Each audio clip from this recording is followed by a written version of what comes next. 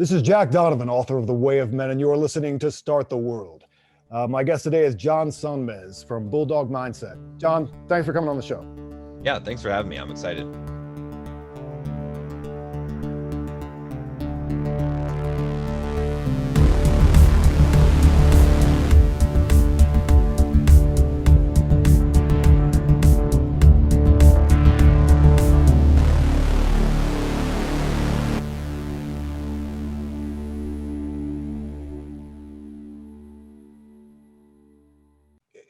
Tell everybody a little bit about, because obviously we've met in person and we both spoke at the 21 convention, and I thought you're a really cool dude, and I listened to you speak there and whatever, but a lot of people who are listening to this podcast might not know what your background is or what Bulldog Mindset is. So why don't you get us up to speed? Sure. Yeah. So I'll start off with what Bulldog Mindset is. So Bulldog Mindset is basically the opposite of the victim mindset, right? So, today in society, I think a lot of men are adopting this victim mindset of blaming other people, blaming circumstances. And so Bulldog Mindset is all about taking personal responsibility. It's about, attacking your goals in life and just, making yourself being responsible for your life and your circumstances.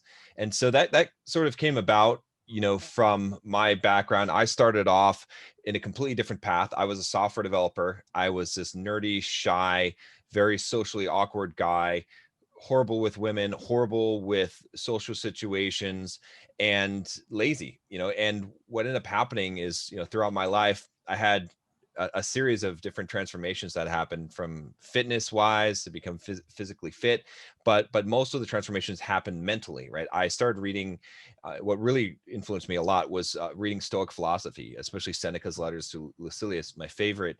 And it really changed my mindset. I started to realize that the Stoics were really the first people saying to get rid of the victim mindset. And they were saying that, basically everything that is outside of yourself, you can't control. In fact, you can't even control your own body to a large degree, right? That's outside of your control. And so, it was writing like that. It was writing like Man's Search for Meaning by Viktor Frankl that made me realize that all of this worrying about other people and other things and thinking that life is unfair, that none of that matters. That only thing that mattered was what I could control. And when I had that kind of sovereignty in my life, it allowed me to become a lot more successful, not just a lot more successful in financial terms or what other people would consider success, but in personal terms, in not having negative emotion to deal with, in really developing myself as a man. And then actually one of the big influences that transformed me, that really actually influenced Bulldog Mindset, was I had a period of my life where I was successful. I was doing well. I dropped the victim mindset, but I really didn't feel like a man. I didn't really understand masculinity. So I went on this journey and searched for all the books I could find on masculinity and what it means to be a man, and trying to really sort this out, because I knew this was a problem for me. And I knew that a lot of the guys that I was mentoring and coaching and that I had known from my software development business, that they were struggling with this problem. And I actually stumbled upon your book, The Way of Men, and read the other books as well. And, books like Rational Male, Rollo Tomasi, and Iron John, like all those. I pretty much read every single book there was, and that really influenced me, and I started to really understand it a lot more, and that really changed things. And that kind of was the thing that sort of made Bulldog Mindset come into being, because I realized that men today are really pussies, that so many men need to learn what it is to be a man, and we don't have those rites of initiation. We don't have that anymore. So my goal with Bulldog Mindset is to teach men how to be men today, how to teach them, in the different areas, the financial, the physical, the dating and relationship, but really it all comes down to the mindset. So that's really what the focus of Bulldog Mindset is. Okay, cool. And you said you obviously you made a lot of changes yourself. I mean, that's actually a big leap to change from saying that you're lazy, Yeah. to saying that obviously you're a very successful guy. Now there's a big level of work that happens in between lazy and being a very successful guy. How did that specific transformation happen? Yeah, that's interesting. So there's one point that I could really trace it back to. It's when I say that I became a finisher, right? So I remember when I was a software developer, I I'd done a lot of projects before, right? Because I tried to write a book. I tried to develop some software. I call it like the closet of broken dreams. It's like, you've got the yellow belt in there from karate, the soccer cleats, all that stuff, right? We all have that. And so I never finished things. I always like started things. I learned to play guitar a little bit. And so I was creating this Android app that was for running, that would tell you your pace and help you to run. And I remember I designed it out and I had planned out everything that needed to be done. And I got to this point where I had hired this graphic designer to like design the screens for it. And when I looked at the screen she sent me back, I was like, oh, I can't implement this. There's no way. It's like, it was like all custom controls I would need to make for this. And I was about to give up. And then I said, you know what? I'm going to finish this no matter what. I'm just going to spend 2 hours every night and I'm just going to make forward progress. And even though it seems overwhelming, even though it seems like I'll never get this done, I'm tired of not getting things done. I want to get this in the App Store and I'm just going to try. Even if I fail, it doesn't matter. I'm going to spend 2 hours every night and just make a little bit of progress every night until I get it done. And I finished it. It was the first thing that I really finished in life. And it took a long time, and I got in the App Store and I had success with it.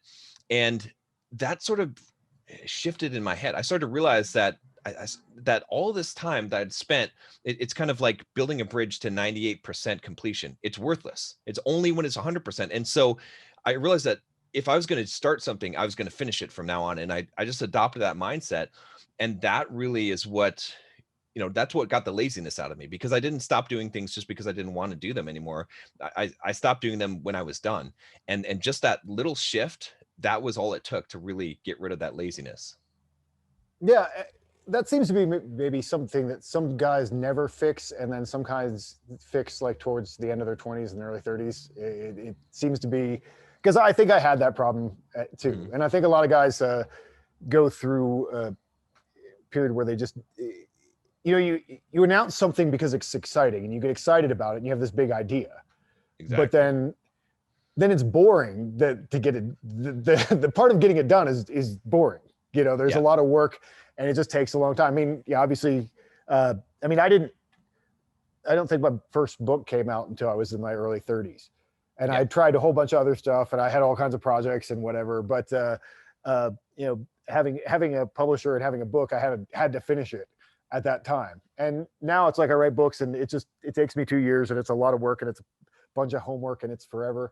But at the same time, and the excitement of the idea, I mean, I gave the speech at 21, which was half the sketch for this book. I mean, that's when I was excited about it, and then, exactly. And then there's just a lot of work to bring it to fruition. And I think people don't realize that that's there, and they announce things too soon too. Yeah. Like that's a problem I've noticed with a lot of guys, and it makes you look like a fool a little bit after a while, because you're like, I'm going to do this. And then you become not follow through guy. Like, oh, remember when dude was gonna go overseas to fight with the Crimeans or whatever? Like he was gonna do that week. There's certain guys who are just like that, and it becomes a problem. Yeah, and it's I think a lot of it is like you said, you announce something and then you sort of get the credit for it. People applaud you already, and you haven't even done it. It's sort of like sometimes when I bill people for consulting services, and maybe I get $10,000 and they send it to me in advance. And then I don't want to do the project because I already got the money. You know what I mean? And it's like if you're more motivated when you haven't gotten the reward yet. Yes. And then also, like, I think one of the most important skills I learned in life is the ability to work without motivation, right? Because it's like you said, I wrote a couple of books as well. And I remember my first book, I was so excited to write it. I got done with 2 chapters and I was pumped. And by the time I finished the 3rd chapter, and this book had like 70 something chapters, I was done. I didn't want to write anymore, Right. but I just forced myself to drag myself through the rest of it to get it done, because a book that only has 3 chapters is worthless. It's just a waste of time. And it's what was it? So I think Somerset Maugham or I can't remember the quote, but there's a quote from a famous writer, and he says, they asked him, do you like writing? And he said, I like having written. And that's how I feel about it a lot of times. I agree 100%. I feel exactly the same way. It's good to have the finished product, but you don't get to the finished product unless you do all that work and go through the whole thing. That's actually, I might even call it this episode, becoming a finisher. Yeah. Because it is, that is the big leap between people who get stuff done and people who have good ideas, because Yeah. everybody has good ideas. It's really easy to come up with good ideas, but unless you really do the work, you're not going to get there. Yeah. So Yeah, go ahead. Yeah. go ahead. No, you go ahead. I was gonna say, yeah, I mean, I think one of the big things about that is that like you're always going to face some difficulty. And a lot of people call it burnout. They're like, oh, I can't do this anymore because I'm burned out. And I hate the word, because it's really just, you're hitting the point, that wall. And in order to become great, you have to pass through that wall where you're working without motivation, where you feel like crap and you don't want to do it. And it's like, you look at like an Olympic athlete, they don't want to get up and go and practice every day, but they do. And that's what makes them great. And I think that's such a, like, so many people have it wrong. They think that once they lose the passion for something or the motivation, that it's not their thing. And the answer is that you have to push through, and then you get you get so many rewards, because there's so few people that are willing to push through. And that's, that it's a shame that so many guys don't get that, because there's another book called like 5 Feet from Gold. And it's this idea of like this guy had a story of this guy that had dug this mine, and he was mining for gold, and he spent all this money and equipment, and he gave up. And then later on, someone else bought the mine, and they had gone down the shaft that he had dug, and he was literally 5 feet from this huge gold vein, because he quit, just early, just 5 feet more, and he would have had it. So I always kind of think of that, is that, especially in terms of finishing, is that at least I'm just going to finish it, and then whatever happens is not up to me. But what I can determine is whether or not I follow through. So Yeah, absolutely.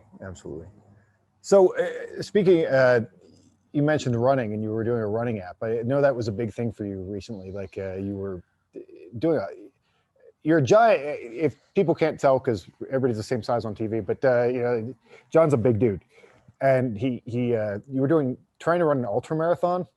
So you were definitely running marathons, which is a lot anyway. My sister does that. I like to run a mile. Yeah, but you have a fast mile time though. I was it's watching. But then I want to go home. Size. But it's meditative. Anything you do like endurance wise becomes meditative in a way. But you recently stopped that. But what were you getting out of running, and why did you stop? Yeah, it's interesting. So so I started. I mean, running has always been a strange thing for me. I've always hated running, and there was at one point I was running 3 times a week, just 5K, so about 3.1 miles. Right. And I hated it. I never got better. It never got easier. And at one point I said, John, if you hate running so much, you need to do more of it. So I doubled my mileage. And so I started running 6-mile runs. And then when I was like, well, I should just run a 10-mile run. So I ran a 10-mile run. And at that point I was like, well, I'm close to running a half marathon, because that's 13.1 miles. And so I just kept on doing more of it, because I hated it so much. Because people say like you should do one thing you fear every day, but I kind of have this philosophy of you should do one thing you hate every day. It keeps you hard. It keeps you strong. It reminds you that life is not easy, and it's not supposed to be easy. And so that's where running came from. A lot of people ask me all the time, like, you must really love running. And I'm like, no, I hate running. That's why I do it. And so, and not to say that, after I started running more distances, I started to develop a love for it, like from the hate. It's almost like you've put so much into it that, and again, I think that's part of the whole thing of like finishing, and people get confused with passion. There's a really good book that Cal Newport wrote called, So Good They Can't Ignore You, and it talks about this idea of like you put in the work, and that's where you develop the love, not just the passion. And so I started to like running at that point, sometimes, right, even though I hated it also at other times. And I ran some marathons, and I thought that was impossible, because I'm 240 pounds, I'm 6'3". Most guys my size do not run long distance. It's pretty unheard of. Yeah. But I kept on setting goals. I set a goal to run an under 4-hour marathon, and I hit like a 3 hour and 45. And then last year I was deciding, in 2020, I was either going to quit running completely, or I was going to run 100 miles. And so I decided to go for the 100 miles, because I figured, okay, if I'm going to go out, I'm going to go out with a bang. And so I started training. I hired an ultra marathon coach, and he was kind of like, yeah, I don't know anyone over 200 pounds that's run ultras regularly. But I was like, well, he's like, but I think I can train you for it. So I started training, and it was really ridiculous training. At one point I was burning 6,000 to 7,000 calories a day on average, and in running, up to 80-mile weeks. And so I ended up running a 50-mile race, which got canceled. So I ran it solo just around the bay where I live. And it took me about 8.5 hours. And then I've been training for this 100-mile race. I went up to Flagstaff, trained up in the hills there, and then they canceled the race. So long story short, I kept training. I was going to run that one solo, and then I got sick, pretty sick, with like 104 fever for a few days, and it knocked me out to the point where I couldn't even recover. Even weeks later, I tried running. I was doing 20, 30-mile runs, and my fitness was so crushed by that sickness that I couldn't recover. So finally, at the end of last year, I gave it up. And but I did get the 50-mile, and I got what I came for out of it, which was, really, when you do something like that, it's not the actual race, it's all the training. It's waking up in the morning knowing you have to run a 30-mile run and going and doing that. And that's the thing that running for me was something that I did in order to make myself stronger, because I try to set goals about who I want to become, not what I want to get. And for running, like doing that training for the 100-mile race, it was about who I would become in the process of doing that. That's a really good way to look at it. I mean, I think that is, any kind of goal really is one of the things that really helps you train. And when you don't have a goal, any kind of training becomes really difficult, because why? There's no why. There's no telos. There's nothing at the end there. I mean, I took a few months. I wouldn't say off. I never stopped working out. That's not a thing that I do. I mean, like, people have to make themselves work out. I have to make myself do other work. It's boring. I like going to the gym. That's fun. And so, but I was moving and whatever, and I gained about like 15 pounds, like over maybe 4 months. But it's like, until there's a reason, like and then once I get locked in, then I'm good. Now I get up every morning and I'm at 6 o'clock and I'm doing like 500 calories of cardio, and then like, doing my lifting and whatever, and then doing jiu-jitsu and all this other stuff that goes into it. And my diet's all dialed in. But unless you can find out your why and where you're trying to get to, it's really, really difficult to make all those sacrifices, because, like, there needs to be some kind of end goal. But no, that's a really different, interesting idea. And those things do all change you. I mean, people always ask me, what's the first thing you should do with, because people don't really, like, I hang out with dudes who are like operators and dudes who are like nerds. And and I mean, sometimes operators are nerds, but like they're basically guys who've never done anything. And the guys who are at zero with masculinity or whatever, people always ask me what to do. And I'm always like, well, a martial arts kind of like the way to go, just in the terms of, someone else will make you uncomfortable. You don't have to make yourself uncomfortable like that. That's part of the process, and then it does, but all those things do change you. I remember I went to, I remember going to my first boxing class. It was like after I wrote The Way of Men. I was like, I guess I'm going to go do this, I'm like 38 years old walking to a boxing class for the first time. And it's scary and weird and like, uncomfortable. And then you get to a point where you're just a different human being. Yeah, exactly. Like after a few years of doing that kind of stuff, you're like, well, you see things differently, and you see how other people act and they walk differently, and you have a different perception about what you can do. Because I think that's something that stops a lot of guys, is that they have a narrative about who they can be.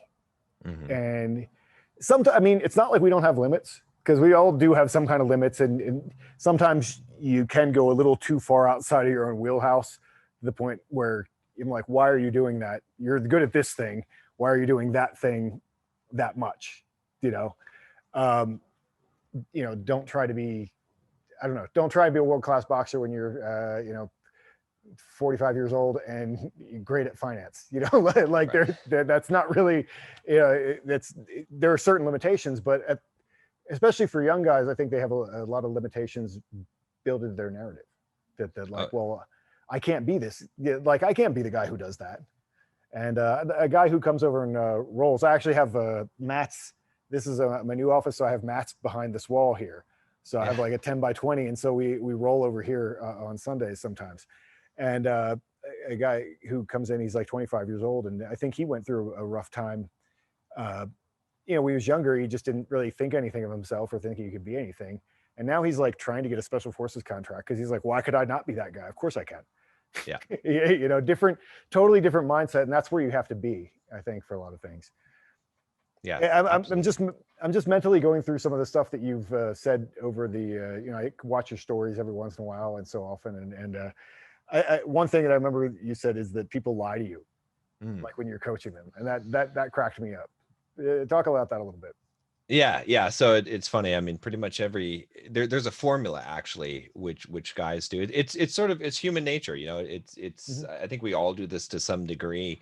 We have to train ourselves out of it. But I'll get on a call with a guy, or he'll just email me, and it'll be this pattern. It'll be, some insecurity. They'll first reveal what their problem is, and then they'll tell me why they don't actually have the problem, or it's not their fault. So for example, I had a guy that was like, one guy that was like, I have a problem with asserting myself and being aggressive. How can I become a more aggressive, like assertive man? And then in that same email, he told me about one time where he had a metal baton and he beat 5 guys badly with this metal baton. And I was like, I just emailed him back. I did a video response, and I was like, I'm going to call bullshit on the beating guys with a metal baton. That never happened. I was like, don't try to lie to me. I know that didn't happen. That's, this is, and I told him about the common lie pattern, and he replies back. He's like, yeah.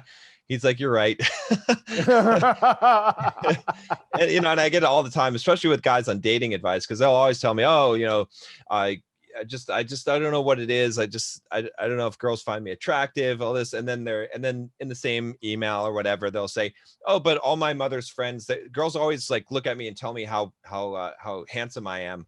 And I'm like, yeah, that's probably not happening. It's like, but it's a compensation mechanism. But, we all tend to kind of lie to protect our egos. But I always have to take whatever some guy tells me is his problem, and it's usually the opposite. So I had another guy that was telling me about how he wanted to know about how he could stop being so cold and disconnected, and be more compassionate as a human being. And his problem was that he was too much of a nice guy, right? He Right. said that he claimed that people said that he was too harsh and aloof, and and this too much of a masculine guy, and he wanted to know if he could be compassionate, and I forget the words that he used, but Right. it was pretty clear to me that it was actually the opposite, that he was trying to present one way. So it's real funny because coaching guys, I have to look at them, and the problem they present is always the opposite problem. They're always covering the real thing because they don't want to appear weak. They're afraid that their ego is going to get damaged. And so it's just a comical thing, because almost every time that, and I think a lot of times what happens, and this is why I'm not a big fan of therapy, like traditional therapy, a lot of times, is that someone will take what they're saying at face value, and that's not, it's not helpful to them. You have to really dig deep and push back. And I tell guys all the time when I'm coaching them, I'm like, look, I bill on month to month, so you can fire me as a coach, but you're not going to stop me from telling you the truth, because I don't care. Like if you're going to hire me to work with you, I'm going to do the job. I'm not going to do the job. I'm not going to tell you the things that you want to hear so that you'll continue to pay. I'm going to tell you what's the truth, or what I think is the truth. And that's the value that I provide to you. Otherwise it's not worth it. So. Yeah. I mean, that's so interesting to say that about therapy. I mean, I've never, I actually think I went to a therapist once because I was really mad and I wanted to tell my friends that I went to a therapist because they were thinking I was crazy. So, so I went for one time just to be like, see, he said I wasn't crazy. We're fine. But it's interesting. Do you think coaching is becoming kind of the new therapy, or that it's just better for men? Because that's a very female-dominated industry, psychology generally. I've met a couple actual psychologists. I mean, there's that one guy there's 2 guys who've spoken at 21 convention who are both actual like working psychologists, and they're on our team. And I've met one other dude who has like Nietzsche's cane in his office, and his website is like "Strength is the answer," and he's a professional. But most of those professionals are not in that realm. Do you think coaching is maybe the version of therapy that is more friendly to what men need? Yeah, I think so. I think that, I mean, it's funny. I just now before we got on this, I took the Enneagram test, Okay, yeah. personality test, and I hate personality tests because I think they're BS because they put people in boxes. And so, you have this DSM handbook, which I know that a lot of smart people created some of these things, but Sure. the problem with a lot of like modern psychology and therapy is that it's like, okay, let me identify all the problems so I can put a label on this person and call them borderline personality disorder or depressive or manic depressive or whatever, bipolar, and Right. as soon as And then they someone have a condition, and then they can be victims. exactly exactly That's what happens. and Yeah, yeah, and yeah, and identity is the most powerful concept that exists, I think, in this world. Like your yeah. identity defines more of your life than any other thing. Like if you believe something, Dr. Maxwell Maltz, right? Psycho-Cybernetics, classic book. He was kind of the person who really discovered this. He said that your self-image determines who you are and you can't escape it. And it's very true because it's this identity. And so the reason why I don't like a lot of that is because you give people an identity, you tell them that they're ADHD, you tell them they're on the autistic spectrum, you tell them that they're depressed. And some of those things might even be true, but you tell them that, and then they form that identity and then they can't escape it. And so what I try to, in fact, it's funny, the very first thing I say with a lot of my coaching calls for men, whatever the problem, I say, there's nothing wrong with you. There's nothing wrong with you. This is totally Yeah. normal. Like you're just struggling with things that guys deal with in life, because most of the things, even like social anxiety, so many guys are like, I don't understand why I'm so afraid to go and talk to a girl that I want to talk to. I'm like, there's nothing wrong with you. That's total normal, perfect, normal behavior to be afraid. It's just that guys that aren't afraid are guys that have overcome this. Right? Same thing, like you said, with going to boxing class. It's normal to be afraid to be punched in the face. Yeah, yeah, But yeah. after you've been hit in the face enough times, you start to realize that it's not that bad. Like, Right. you know what I mean? But until you've been hit in the face, it's like you would do anything to not get punched in the face. You know what I mean? And Yeah, so, it's an so unknown. people are a coward. Guys are cowards by normal, but that's normal. And then you have to learn how to become courageous. And so, yeah, so that's kind of the thing. And I think, again, like I said, like you're saying about the coaching, I feel like that works better for men or men's groups, to be around other men. And I think also part of it too is just that, a lot of times when I'm talking to guys, what they do is they have it backwards, right? And I think so much of society today, they encourage men to be weak and vulnerable in front of their girlfriend, their wife, in front of women. And when they do that, women despise weak men, right? Everyone kind Yeah. of despises a weak man. But instead, if they're gonna, be, I know you don't like the word vulnerable, but but like if Go they're ahead. gonna be like at all vulnerable or show any kind of weakness or Right. let's say indecisiveness or some kind of frailty, it should be in Yeah. a group of men that they can count on, that that lift them up, that's the place where that real healing takes place. And then they can come back to the world and be the strong man that they need to be. And so that's why I tend to think that the coaching and the group, groups for men is way more important than the therapy, because just revealing all your shit to some therapist, lady that's as you lay on a couch, I don't know, is that really going to benefit you, as opposed to you have to be strong, and so much of it's backwards. All the time I talk to women, and they're like, oh yeah, toxic masculinity, men or boys are told from a young age to not cry or show emotions, and they have it so backwards. It's like, yeah, no, as a man, you should be tough and be strong. It's a matter of dealing with your emotions, and you're not taught that. And so I don't know, Yeah. there's a lot of all of this that's kind of just packaged into this whole thing that's kind of modern psychology that is generally accepted, which is not the right path for becoming a strong man, in my opinion. So Yeah, no, me neither. It's really garbagey. Yeah, like because that's the narrative, and also women don't understand that just because men don't tell their feelings to you doesn't mean that they don't have them or that they're closed down. It means that they're being strategic a lot right. of the times. Like, well, he knows that you're going to use that against him, so he's not telling you like that. You don't just reveal yourself to anyone. Like, here are all the struggles that I'm dealing with right now, because you haven't earned that trust. exactly. And women, for better or worse, there's a lot of things that they will throw some shit back at you when it's convenient. Yeah. And dudes know that about them, so they're not going to tell them like everything like that. And like you said, they don't necessarily want to know that you're feeling weak. They want to be led. Yep. And Exactly. so they don't want to know that you have the indecision, but you still have to have that. And yeah, you have to have guys to say that. One of the things that with group therapy that's problematic, I mean, there's men's groups, which we know a lot of them. Like I was just talking to Zach Small, and he has a fraternity of excellence or whatever, and he has a big men's group or whatever. Things like that, where the guys know each other and they've been interacting for a long time and they've built that trust. Yeah. Those things are gold. Yeah. But dudes, a bunch of strangers getting together and sharing their feelings is wrong. Yeah. Like, Exactly. that's wrong, and that's not how men operate. And if they do operate that way, that's the problem. Right. Like that's you need to fix that. But I've been even when I have like events out at my land in Washington. It's just always interesting to me. There's something that we do called sumble, which it's kind of a English Germanic thing that people have been doing for a long time. It's just kind of something that it was useful, so I held on to it. And basically, it's something that after main ritual thing, and after I'm done talking, basically, then everybody goes around a circle and says something that they think is important.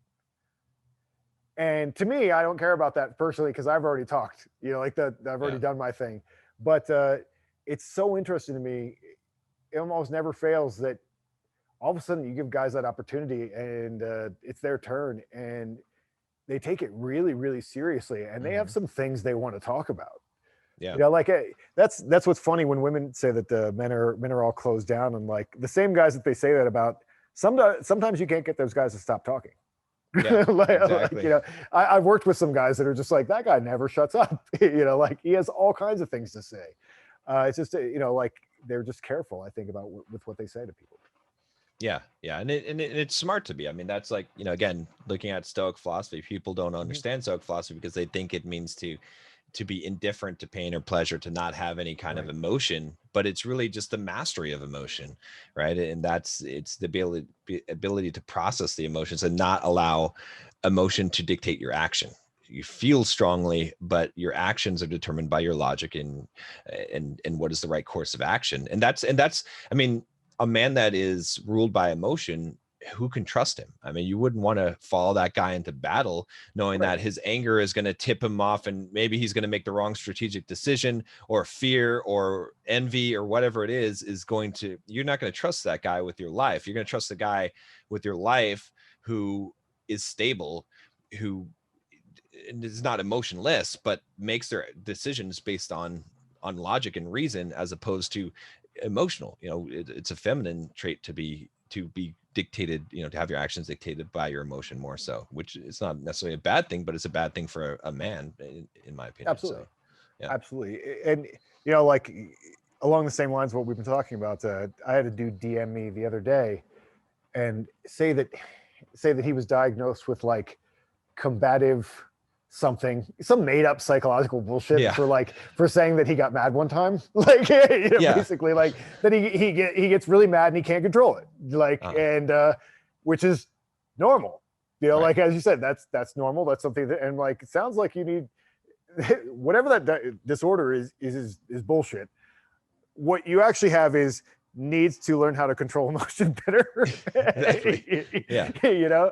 And that's why it's like in the book, you haven't read it yet, but it just the new book that I have come out, and I was just talking about this with Zach, was the George Washington. It's such a timely figure, and that was his whole thing.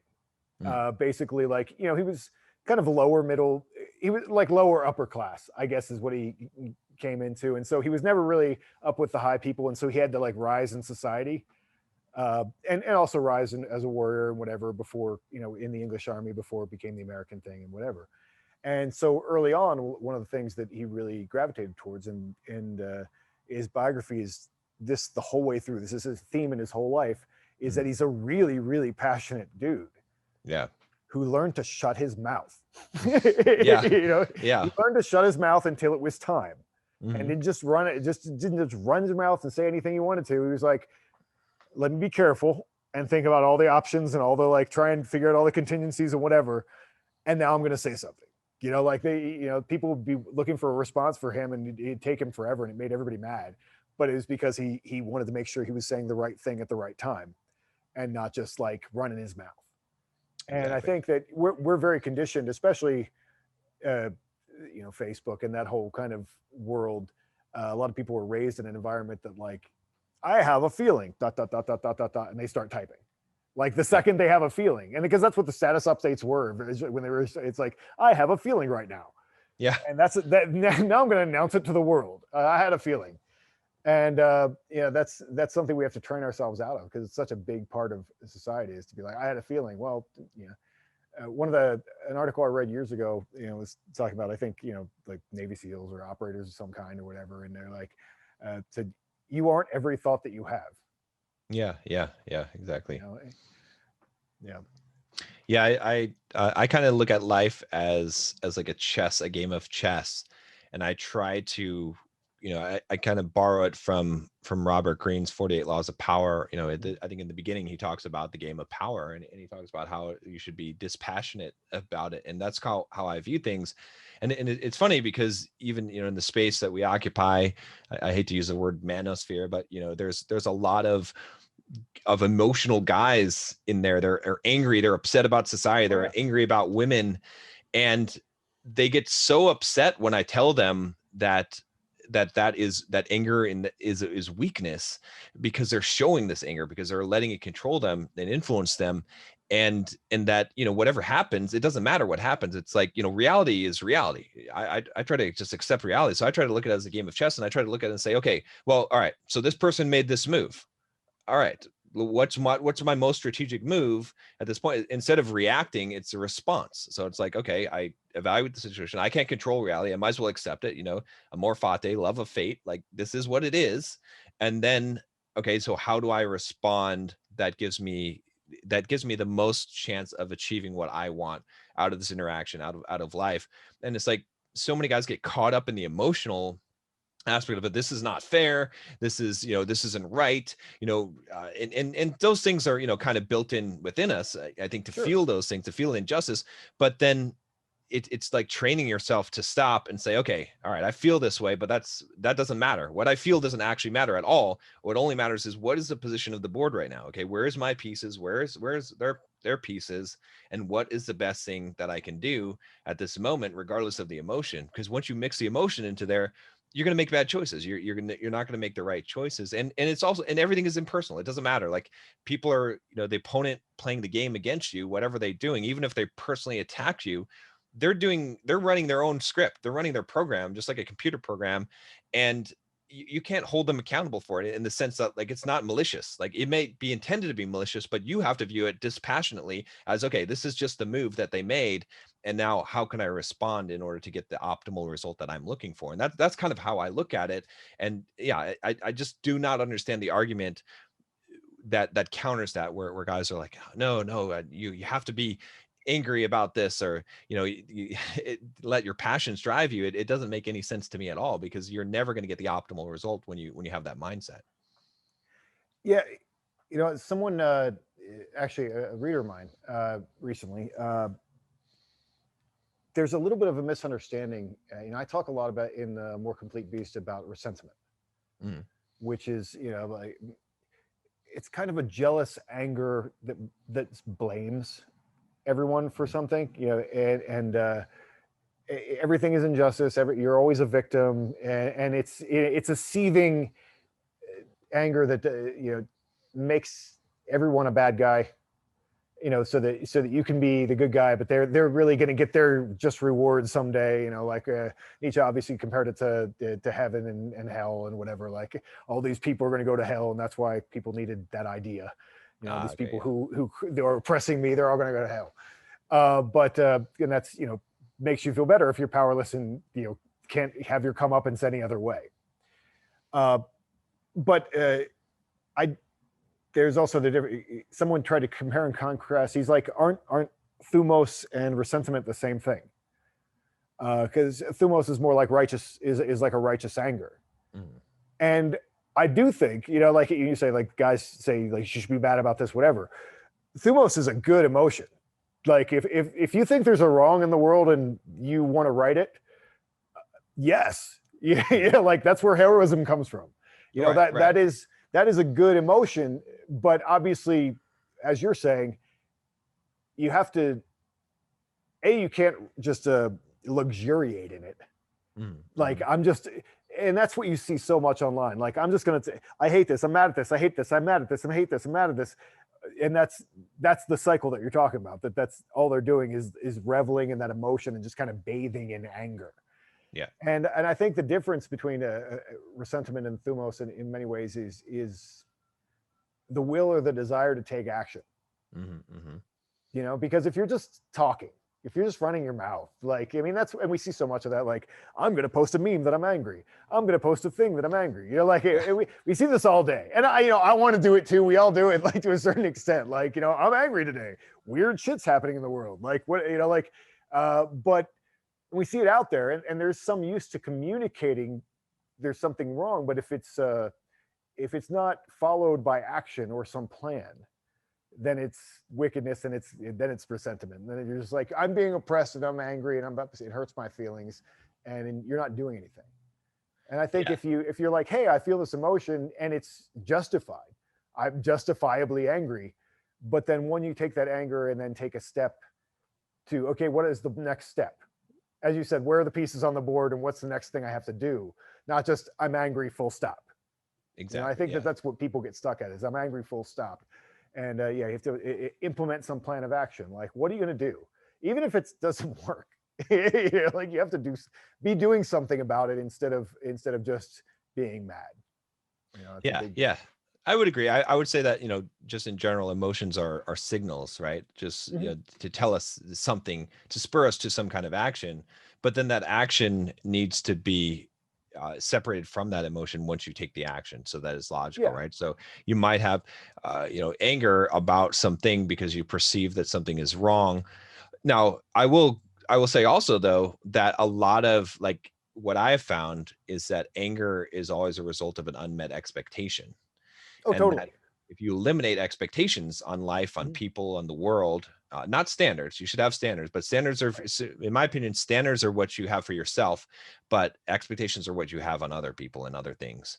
And so I have high standards in my life, but I don't have any expectations. I don't Right. expect anyone to behave anyway. I don't expect the weather to be what I want it to be. It's just ridiculous to expect someone to behave a way as that I want, as that is for the weather to behave how I want it to. And so by dropping all those expectations, I find there's very few instances where I get angry. And so the very small instances that are left that do cause some degree of anger, I recognize it. I say, okay, well, what needs to be done? And then I let go of the anger and then take the action. The best example I ever found of this was, I don't know if you saw the Marvel movies, but Thanos. Okay. Yeah. And yeah, and people always say, oh well, in the comic books he was doing it's fine, but in the movie, the Thanos character, Sure.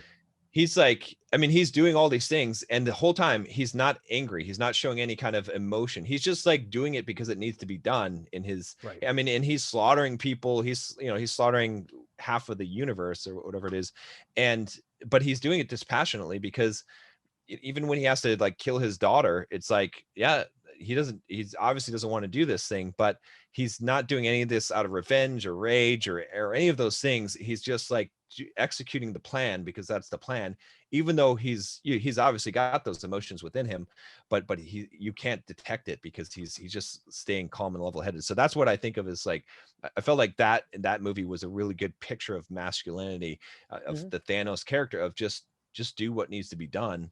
And and that's kind of what I where I point to guys when, again, like I said, or like you were saying, the anger, yeah, it comes like every emotion that we have. We can't be Spock. We can't just be like Right. completely emotionless and like completely not responding to emotion at all.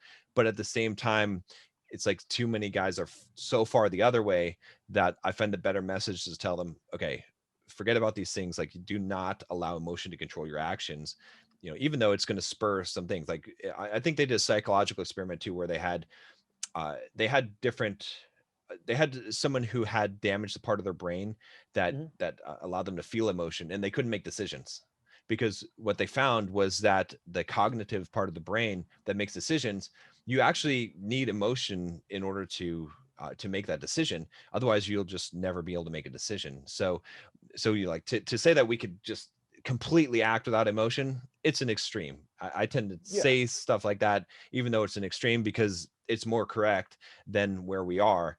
But sure. the reality of the situation is, in order to be functioning human beings, we have to have emotions, and they do have to influence our actions or our decisions to a degree. But the smaller the degree possible, to me, that's the stronger of the person that you will be. Yeah, when Plato talked about it, I mean, we talked about thumos. One of the ways he talked about it was it needs to be, it's one of two horses. Like there's thumos and there's appetite, and they both drive us. And they're things that, you know, we can be angry and we can be hungry and we can want things and whatever. But both those things can get super out of control unless they're guided by reason.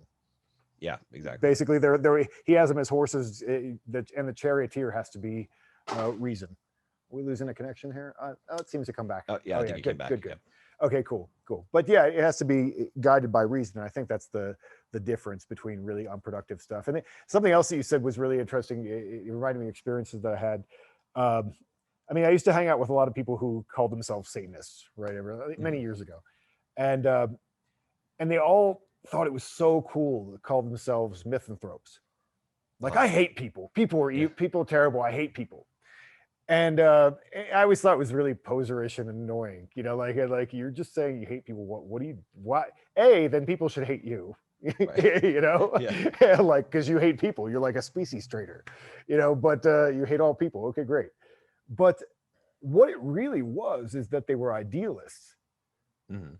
and they hated people because people weren't how they wanted them to be. Yes. Like you Yeah. said, the expectations that people hold is that people have an idea of like, this is how everyone should behave because I think this is how they should behave, and they didn't. No one else got that memo. Yeah. Like whatever invented, and a lot of guys get really, really idiosyncratic about that.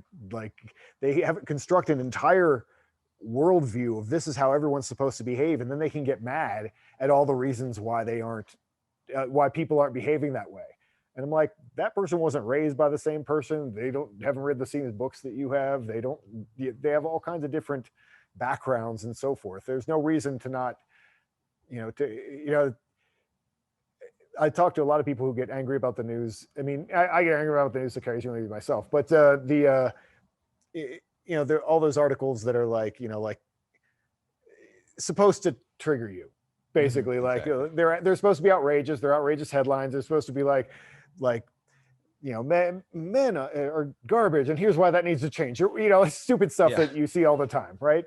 And they're like, how could they say this? And I'm like, there's so many guys. They're like, I cannot believe that someone would say this. I'm like, why? Like, why? I mean, why would you not believe that some girl who went to school for feminism and finally got a job writing feminism is writing feminism? Like that's her job. Like of course she's going to do that. And Yeah. so, I think people just need to reframe on that a lot. Like you said, they don't have expectations about how other people are going to behave or what they're going to do. Yeah, the more you drop expectations, the better your life becomes, because then it doesn't, one other philosophy I live my life by is this idea that don't think about anything you're not going to take action on, because it's just a waste. It's a waste of time. Don't even look at it. Like, you know what I mean? It's, I first sort of developed this philosophy when I was on a strict diet, because I was walking by a Burger King and I was like looking at the burger, on the wall, and I was like, wait a minute, why am I looking at this? I'm not. It's like, John, either go in there and buy a burger or don't look at it, because if you're not going to take action on it, there's no point. There's no point in occupying any kind of your time with something that you're not going to take action on. And so that's the same thing with anything that's out of your control. The news, well, are you going to go and write that lady that wrote that article? Or are you going to go, you're going to go belt her one? Or what are you going to do? Like, you're not going to do anything. You're going to post on Facebook, maybe. I mean, if you're not going to take action, then don't worry about it. It's not a big deal. And it's the same thing even with going on right now with everything with the the pandemic and the crazy political stuff. It's like, I believe me, I'm like very staunchly libertarian, so this stuff really could get my goat if I let it. I could really Yeah. get enraged about all this stuff. But to some degree, I'm like, okay, well, what am I actually gonna do? Am I gonna take action? I mean, I've got somewhat of a platform. I talk about some things on my videos, and maybe that makes an impact. But for the most part, I'm like, there's nothing I can do. There's nothing I'm controlling about this. I'm just here for the ride, and I'm gonna try and help as many guys along the way to navigate this ride as best as possible. But I'm not going to change the president. I'm not going to change Congress. I'm not going to change, medical doctors that are, that are making this thing much greater than it is, or whatever the Right. political machines are in place. It maybe if I develop, if I'm going to do something, I'll form an army, but I'm not doing that. So if I'm not going to do that, then I might as well just, just work on using this information to help guys understand their sovereignty, or to take, sovereignty in their lives. And so, yeah, so that's kind of how I look at it. But yeah, it's really interesting, just, this idea of acceptance, of not having expectations. It took me a while in life to develop that, but once I developed that acceptance and realizing like reality is what reality is, whether I like it or not, it really allowed me to have a large degree of peace in my life, and to not experience the negative emotions. And it's kind of funny, too, just kind of circling back, with all of this, uh, because you, like you're saying, like the guys that are the misanthropes, right? That hate everyone. Yeah. I get it all the time. It's funny when I'm coaching guys, I get, because I a lot of my coaching is teaching guys how to lift weights, get strong, become a badass, develop mental toughness.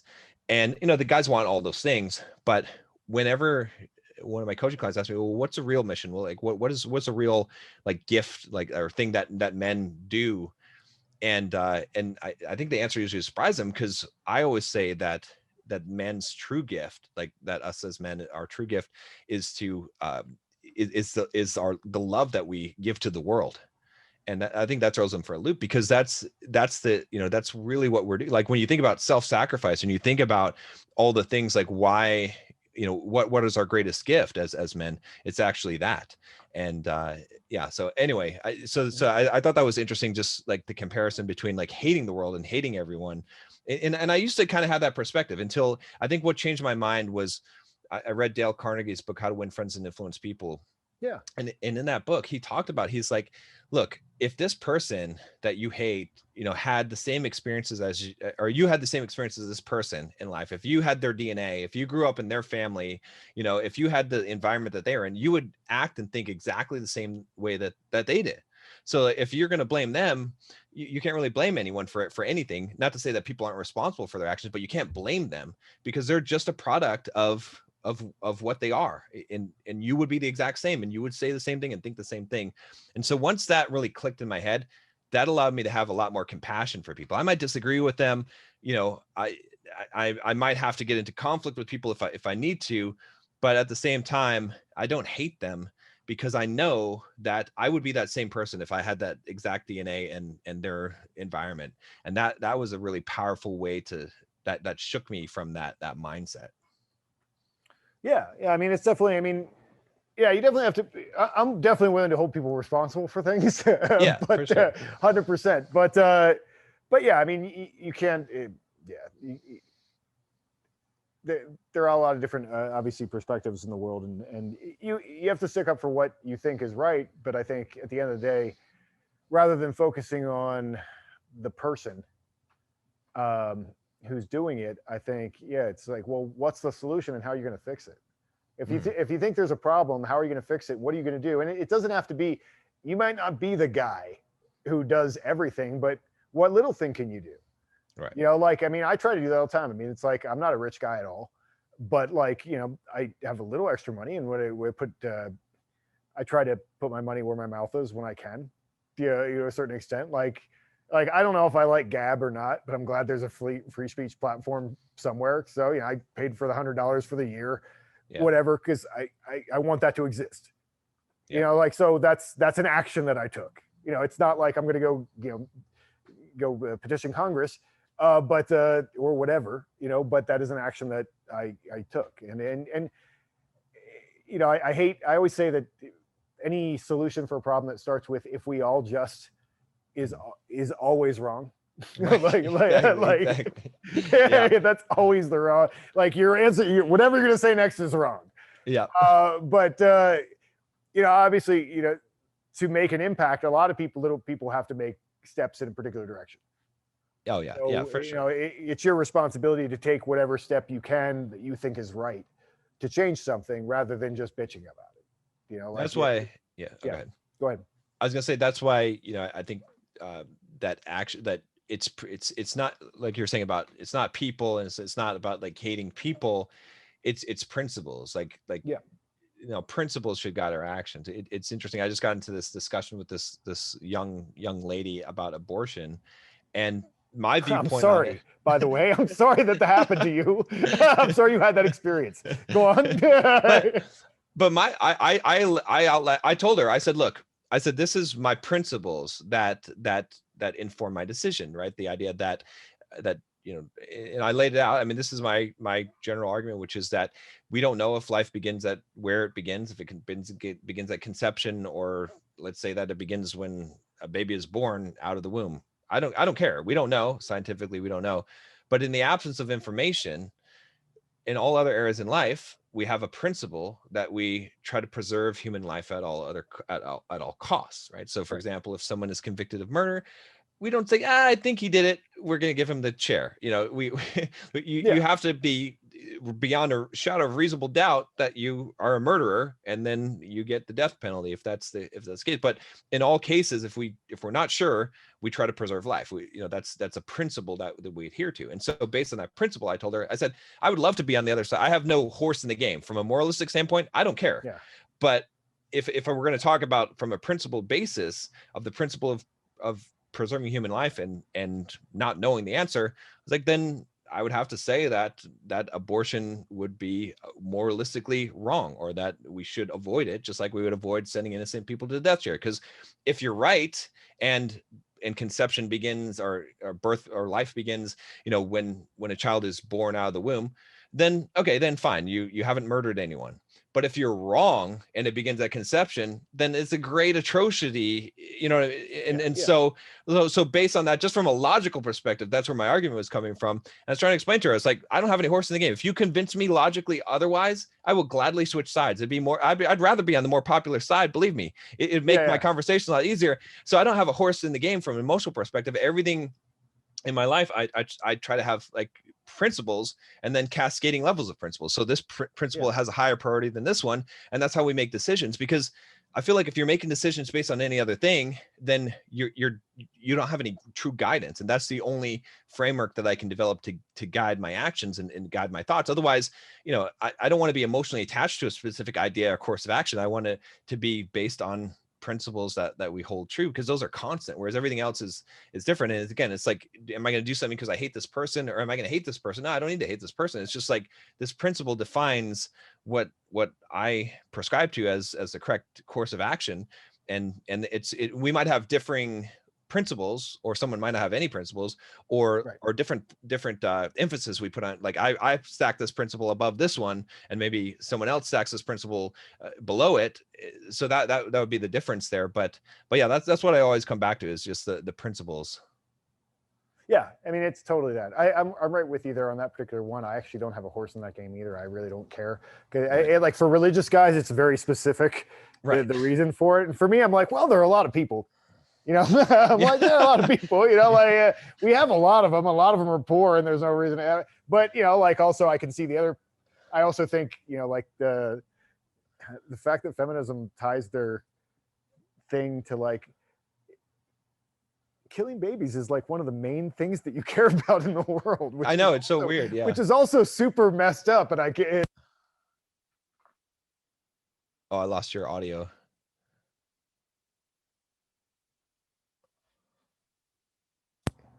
Back? Yeah. Okay. Okay, cool. I clicked the button with my leg. All right, but anyway. But yeah, again, I don't have a horse in the game, but it is that's one of those issues that I feel like when politics didn't matter, because I didn't care, like that was the big thing that was one of those big things that people always got mad about. Exactly.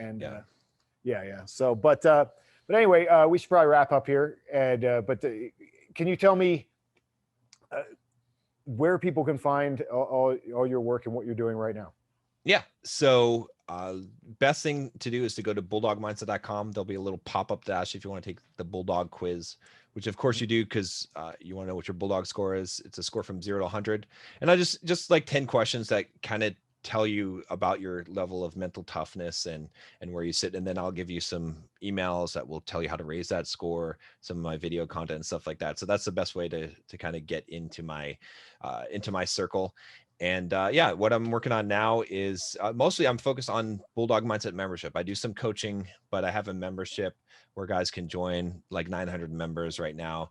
And, we talk about, we've got like Facebook group, I do like exclusive videos, and I rotate the content between mindset, fitness, finance, and dating, our relationship, social skills type of stuff. So yeah, so it's a big community, and, it's a place where some of the ideas that we talk about here, and that men need to like understand today, that you can talk freely in there, and that's why I created that community. So you could be, I feel like in order to become a strong man, you have to be around strong men, and so that was Absolutely really the goal. So excellent.